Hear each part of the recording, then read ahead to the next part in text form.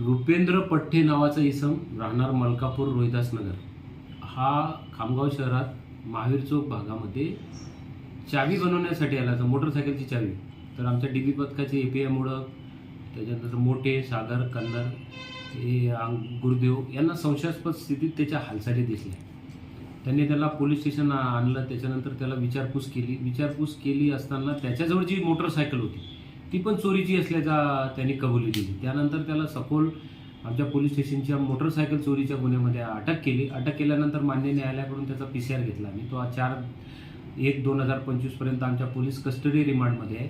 आरोपीकडून एकूण 10 मोटरसायकली जलम police station, Bhusawal railway police station, Nandura, Chikhli, Shegaon, Malkapur अशा भागातील गाड्या त्याच्याकडून जप्त करण्यात आलेल्या आहेत. एकूण 10 मोटरसायकली जप्त केल्यात. अजून काही मोटरसायकली त्याच्याकडून जप्त होण्याची शक्यता आहे.